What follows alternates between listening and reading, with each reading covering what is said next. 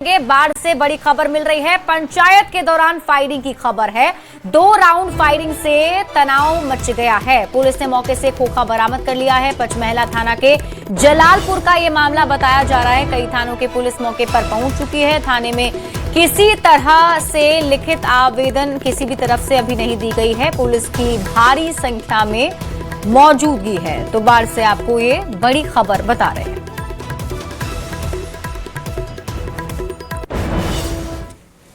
बाढ़ मंडल का पचमहला थाना एक बार फिर सुर्खियों में है। पचमहला थाना के नौरंगा जलालपुर में आज दिन में एक पंचायती होती है और पंचायती के दौरान 2 से 3 राउंड फायरिंग हो जाती है। पंचायती में फायरिंग को देखकर लोगों में अफरा तफरी मचती है और तुरंत सूचना जो है एसडीपीओ रामकृष्ण को मिलती है। रामकृष्ण पूरे दल बल के साथ कई थानों के साथ मौके पर रात में पहुंचते हैं और वहां पुलिस कैंप कर रही है। हालांकि किसी पक्ष ने पचमहला थाना में अभी तक जो जानकारी है लिखित आवेदन नहीं दिया है। हालांकि पुलिस जो है सोनू मोनू के घर पर छापामारी भी किया था। सोनू की पुलिस को तलाश भी है और ये वही सोनू मोनू है जो विधानसभा चुनाव के समय अनंत सिंह के समर्थकों के साथ गोलीबारी की घटना को लेकर चर्चा में आए थे।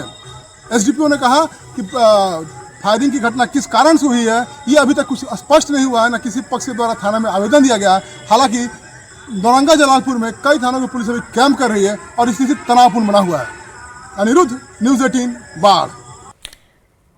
तो बड़ी खबर आपको बाढ़ से बता रहे हैं, जहां पंचायत के दौरान फायरिंग की खबर है और आपको बता दें कि पुलिस की टीम मौके पर पहुंची हुई है। जानकारी के मुताबिक 2 राउंड की फायरिंग हुई जिसमें मौके पर तनाव बन गया है। पुलिस ने मौके से खोखा भी बरामद किया है और फिलहाल पुलिस छावनी में पूरा इलाका तब्दील हो गया है। पचमहला थाना के जलालपुर का ये पूरा मामला आपको बता रहे हैं, जहां कई थानों की पुलिस फिलहाल कैंप कर रही है। न्यूज़ 18 संवाददाता अनिरुद्ध ने आपको ये जानकारी भी दी। हमारे सहयोगी ने बताया किस तरीके से अभी फिलहाल पुलिस की टीम मौके पर मौजूद है, मामले को शांत करवाई हुई है। और न्यूज़ 18 संवाददाता अनिरुद्ध अधिक जानकारी के साथ जुड़ भी गए हैं। अनिरुद्ध, आपकी प्रशासन से बातचीत हो पाई? क्या जानकारी पुलिस प्रशासन की तरफ से, क्या कार्रवाई की जा रही है? जी बिल्कुल, अभी एसडीपीओ रामकृष्ण से मेरी बात हुई। अभी सबसे लेटेस्ट जानकारी एसडीपीओ ने यह दिया कि जो विवाद हुआ था वो मुखिया पति जो सोनू मोनू के पिता है और सरपंच पति के बीच पंचायती को लेकर कहासुनी शुरू हुई और ये कहासुनी इतना बढ़ गया कि मुखिया के जो पुत्र है, मुखिया पति के पुत्र है यानी कि सोनू मोनू है, वो दहशत फैलाने के उद्देश्य से वहां फायरिंग करते हैं और फायरिंग के बाद जो है वहां कई थाने की पुलिस पहुंच गए, अभी कैंप कर रही है। और सरपंच पति जो है वो थाने में आवेदन लिख के दिया है जिसमें उन्होंने ये बताया है कि मुखिया पति और सरपंच पति के बीच विवाद हो रहा है, यानी कि सोनू मोनू और उनके पिता को कटघरे में पुलिस लाई है और वो एफआईआर दर्ज करने के बाद अगली कार्रवाई शुरू करेगी। जी मामला, ये विवाद आखिर इतना बढ़ क्यों गया? कुछ इसके पीछे की बड़ी वजह है? देखिए, विवाद कल से ही शुरू हो रही है। कल एक घटना हुई कि पचमहला थाना जब सोनू मोनू के घर पे पहुंचती है, सिविल ड्रेस में पचमहला थाना अधिकारी रहते हैं और एक मिट्टी कटाई के मामले में मतलब खनन विभाग के द्वारा छापामारी किया गया था। उसमें सोनू को आरोपी बनाया गया था। उनके पिताजी को भी उसमें नामजद किया गया था। पिताजी जो है वो बेल लेकर पहले से मौजूद वहां थे अपने घर पर। पुलिस को कहा कि मैंने बेल ले लिया। सोनू को पुलिस पकड़ने गई थी, हालांकि सोनू वहां मिला नहीं। उस विवाद को लेकर आज पंचायती हुआ और पंचायती के बाद जो हाल गोली की घटनाक्रम हुई और पुलिस जो है वहां काम कर रही है। ठीक है अनिरुद्ध, आप इस खबर पर नजर बनाकर रखिए। शुक्रिया इस अपडेट के लिए। और अगली खबर आपको सिवान से बताते हैं, जहां जमीन विवाद को लेकर 2 पाटीदारों के बीच मारपीट हो गई है। जहां मामला धनौती थाना क्षेत्र का बताया जा रहा है। इस मारपीट में दोनों पक्ष से करीब 6 लोग घायल हो गए हैं, जिनका इलाज सिवान के सदर अस्पताल में चल रहा है। मारपीट के दौरान हथियार भी लहराया गया। एक पक्ष द्वारा दूसरे पक्ष पर गोली चलाने का भी आरोप लगाया गया है। वहीं घटना की सूचना पर पहुंची पुलिस मामले की छानबीन में जुट गई है।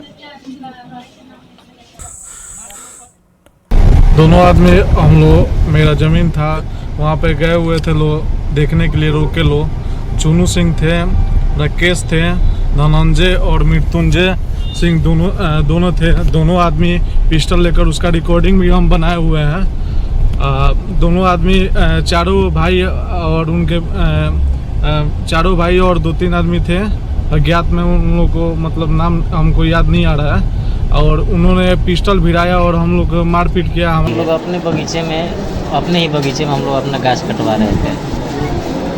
जो जिस पार्टी से झगड़ा हुआ वो एक बाइक आया, हम लोग को मारने लगा।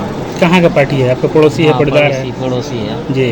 हाँ, उसके बाद से लाठी से हमको मार दिया, 100 रुपये में गिर गया।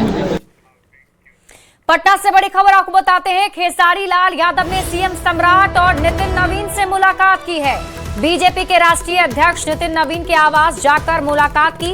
नितिन नवीन को जन्मदिन की उन्होंने बधाई दी है। खेसारी लाल का मुलाकात करने के बाद बयान भी सामने आया, जिसमें उन्होंने कहा कि मैं आरजेडी के साथ ही रहूंगा। नितिन नवीन बड़े भाई हैं, उन्हें जन्मदिन की बधाई देने आया था। बता दें, खेसारी लाल यादव विधानसभा चुनाव में आरजेडी से छपरा से चुनाव लड़ चुके हैं। छपरा से खेसारी लाल यादव को हार मिली थी और ये तस्वीर हम आपको दिखा रहे हैं खेसारी लाल यादव की, जब उनकी मुलाकात सीएम सम्राट चौधरी और बीजेपी के राष्ट्रीय अध्यक्ष नितिन नवीन से हुई। ये तस्वीर भी आप देख रहे हैं। ये कि बिहार का एक बेटा और पूरे हिंदुस्तान का नेतृत्व कर रहे हैं। हमारे लिए सबसे बड़ी खुशी इस बात की है, और मैं किसी पार्टी का नहीं बल्कि एक कलाकार होने के नाते मुझे खुशी इस बात की है कि आज पूरे हिंदुस्तान के गौरव हैं नवीन भी हम सबके लिए, और कहीं ना कहीं हम लोग को खुश होना चाहिए। मैं किसी पार्टी विशेष का और किसी जाति विशेष का नहीं, बल्कि मुझे लगता है कि एक इंसान होने के नाते हमें सबको बधाई देना चाहिए। और एक व्यक्तिगत रिलेशन शुरू से है, हाँ हम एक दूसरे से मिलते कम है, बट मुझे लगता है कि हर आदमी को, अगर अपने बिहार का कोई आदमी बड़े लेवल पे जाता है और अपने बिहार को बेहतर बनाने की बात करता है, तो उसके साथ हम सबको रहना चाहिए। इसी के लिए और न्यूज 18 संवाददाता आनंद अमृतराज अधिक जानकारी के साथ जुड़ गए हैं। आनंद, ये मुलाकात काफी अहम मुलाकात, कैसे देखा जाए इस मुलाकात को?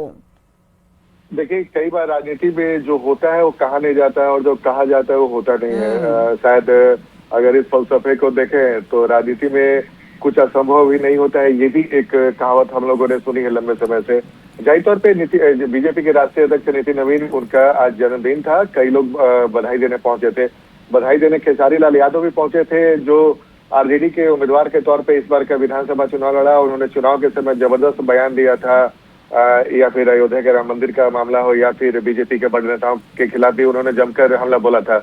लेकिन परिस्थितियां ऐसी क्या हुई कि समझ में नहीं आ रहा है, और आज जन्मदिन के बहाने के मौके वो बधाई देने पहुंचे। और सबसे इंटरेस्टिंग इसमें ये है कि जिस वक्त खेसारी लाल यादव बधाई देने पहुंचे थे, उस वक्त बिहार के मुख्यमंत्री सम्राट चौधरी और बीजेपी के प्रदेश अध्यक्ष संजय सरावगी भी वहां मौजूद थे। जाहिर तौर पे खेसारी लाल यादव भले इस बात से इनकार करे कि वो आरजेडी में हैं, थे और रहेंगे, लेकिन उसके बाद वैसे तो देखिए आनंद, खेसारी लाल यादव ने साफ इनकार किया है, लेकिन जैसा आप भी कह रहे हैं कि राजनीति में कब क्या हो जाए ये समझना मुश्किल है और टाइमिंग बड़ा महत्व रखता है। तो क्या ये कोई नए संकेत माने जाएं? देखिए, निश्चित तौर पे, और चूंकि देखिए विधानसभा चुनाव के बाद परिस्थितियां काफी बदली है और एनडीए काफी मजबूत होकर उभरा है, और बिहार में सम्राट चौधरी मुख्यमंत्री बने और उसके बाद कई सारी तस्वीर देखने को मिली है। जाहिर तौर पे अगर खेसारी लाल यादव को लेकर देखें तो पवन सिंह और इनके बारे में 36 का आंकड़ा माना जाता है। विधानसभा चुनाव के समय तलखी और बड़ी थी, लेकिन उसके बाद जिस तरीके से वो भोजपुरी फिल्मों में काम करते हैं और उनके लेकर जिस तरीके से आक्रामक बयानबाजी भोजपुरी स्टारों की तरफ, जो बीजेपी के मनोज तिवारी और रवि किशन हो और उनकी तरफ देखा गया, तो उसके बाद माना जा रहा है एक पैचअप की स्थिति भी हो सकती है और खेसारी को भी फिल्म इंडस्ट्री में रहना है। तो जाहिर तौर पे आज नितिन नवीन को बधाई देने के बहाने एक शुरुआत माना जा सकता है। भले ही मैं बार बार बोल रहा हूँ कि खेसारी लाल यादव भले ही इस बात से इनकार करें कि वो आरजेडी में रहेंगे और आगे भी रहेंगे, लेकिन राजनीति में कई बार तस्वीरें बहुत कुछ इशारा करती है। जिस तरीके से तस्वीर खिंचाकर और इसको बाहर लाया गया है, इससे एक संकेत मिल रहा है। और आने वाले समय में जैसे कि मैंने आपको बताया कि बिहार में राजनीतिक परिस्थितियां पूरी तरीके से बदल चुकी हैं। आज एनडीए बेहद मजबूत स्थिति में 202 विधायक वाली सरकार है उनकी। तो ऐसे में कई बार हम लोगों ने देखा चुनाव परिणाम के बाद कई सारे ऐसे नेता जो दूसरे पार्टी में रहते हैं, लेकिन जब उनकी पार्टी की बुरी हार होती है उसके बाद उनका जो निष्ठा है पार्टी के प्रति बदलते दिखा है। तो खेसारी लाल यादव को लेकर थोड़ा इंतजार करना पड़ेगा, लेकिन जिस तरीके से वो बधाई देने आए थे और मुख्यमंत्री सम्राट चौधरी, बीजेपी के राष्ट्रीय अध्यक्ष हो या प्रदेश अध्यक्ष की मौजूदगी कई सारे संकेत देते हैं। जी ठीक है आनंद, आप इस खबर पर नजर बनाकर रखिए। शुक्रिया इस अपडेट के लिए। लखीसराय से आपको बड़ी खबर बताते हैं, जहां मानिकपुर में नाबालिग बच्ची से रेप की खबर है। इलाज के लिए सदर अस्पताल लाया गया है। मौके पर पुलिस और एफएसएल की टीम पहुंची भी है। आरोपी की गिरफ्तारी के लिए छापेमारी जारी है। एसपी प्रेरणा कुमार ने इसकी जानकारी दी है।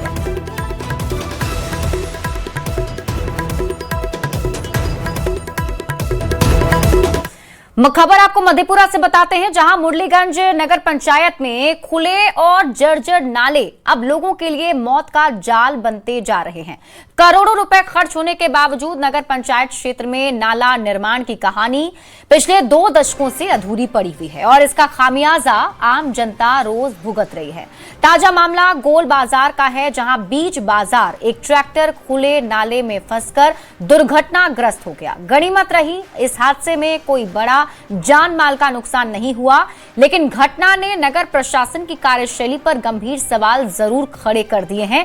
स्थिति इतनी बदतर हो चुकी है कि अब दुकानदारों को खुद अपने स्तर से जुगाड़ लगाकर नाले पर अस्थायी ढक्कन रखना पड़ रहा है। यहाँ इसी तरह का हादसा हमेशा होते रहता है और नगर पंचायत इस पर कोई संज्ञान नहीं लेता है। बार बार रिपोर्ट होने के बावजूद भी न यहाँ के कार्यपालक कुछ कर पा रहे हैं। हाँ, जनता को किसी अंधेरे में रहने को मजबूर है। गड्ढा है पूरा एकदम और आए दिन लोग मोटरसाइकिल से गिरते रहता है। व्यवस्था ठीक नहीं है और नगर पंचायत का ध्यान नहीं है इसके ऊपर। आएगा गाड़ी घोड़ा आता जाता है, टूट टाट होते रहता है। प्लेट जेडीयू सांसद संजय झा ने केंद्रीय वाणिज्य मंत्री पीयूष गोयल से मुलाकात कर बड़ी मांग की है। संजय झा ने बिहार के मधुबनी जिले में राष्ट्रीय डिजाइन संस्थान की स्थापना का आग्रह किया है। संजय झा ने केंद्रीय मंत्री पीयूष गोयल को इसके लिए विस्तार से पत्र भी सौंपा है। पीयूष गोयल ने उनकी मांग पर गंभीरता पूर्वक विचार करने का आश्वासन भी दिया है। संजय झा ने सोशल मीडिया एक्स पर पोस्ट करके बताया कि मधुबनी विश्व प्रसिद्ध मिथिला पेंटिंग यूनेस्को से मान्यता प्राप्त कला विद्या की उद्गम स्थली है। गांव के हजारों कलाकार इस परंपरा से जुड़े हुए हैं।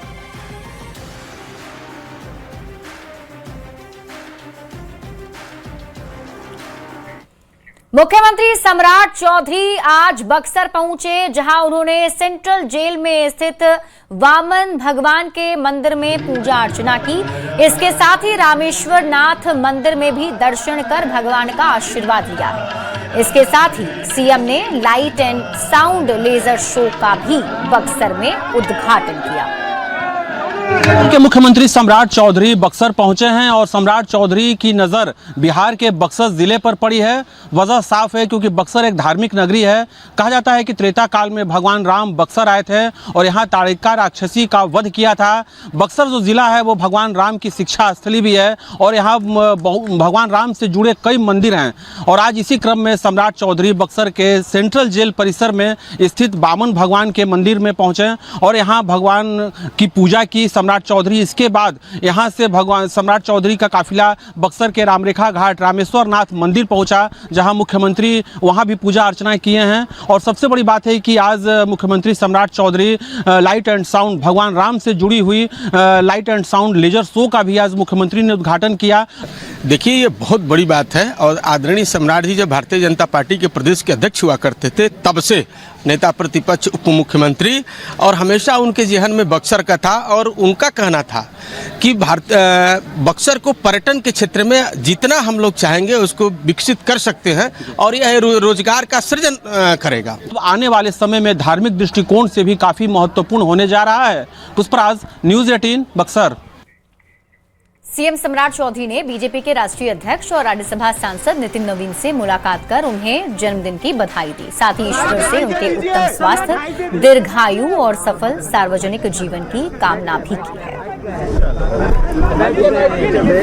बैठ गए, वापस आइए।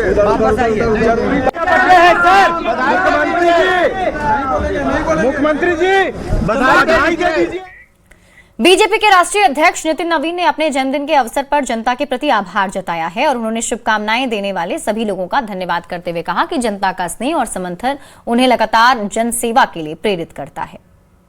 सबको बहुत बहुत धन्यवाद और समस्त बिहार के लोगों को और समस्त भारत के जो हमारे कार्यकर्ता हैं सबको बहुत बहुत धन्यवाद। बिहार में इस समय प्रचंड गर्मी पड़ रही है, जिसके चलते कूलर और एसी की बिक्री जोरों पर है। आदित्य विजन में लगातार लोग कूलर और एसी के खरीद के लिए पहुंच रहे हैं। पिछले 27 सालों से आदित्य विजन लगातार लोगों के लिए आकर्षक प्राइस और ईएमआई पर सामान मुहैया करा रहा है। तारामंडल के पास आदित्य विजन स्टोर के मैनेजर विवेकानंद ने बताया कि स्टोर में फाइनेंस पर और कम ईएमआई पर एसी, कूलर और फ्रिज मौजूद है। जैसे जैसे गर्मी बढ़ती जा रही है, आप देख भी पा रहे हैं मेरी दुकान में भी अभी भीड़ भी बढ़ रही है। उसी हिसाब से कूलर का भी सेल बढ़ रहा है। बहुत सारे कूलर के परचेजर आते हैं कूलर खरीदने के लिए, वो एसी के भी तरफ अट्रैक्ट होते हैं और एसी को खरीदते हैं। क्योंकि अभी क्या है ना कि अभी आप देख पा रहे होंगे कि हमारे एसीज के ऊपर में जो मिनिमम EMI जो आपको पे करना है मात्र 1990, 1888 1888 रुपए का पेमेंट कीजिए, 1990 रुपए का पेमेंट कीजिए, यानी 2000 रुपए से भी कम का पेमेंट कीजिए और अपना एसी अपने घर ले जाइए। आदित्य विजन एक ऐसा ब्रांड है जो कि सिर्फ सामान ही नहीं देता है, सामान भी, सम्मान भी, इनाम भी देता है। 27 करोड़ का इनाम हम लोग इस बार बांटेंगे।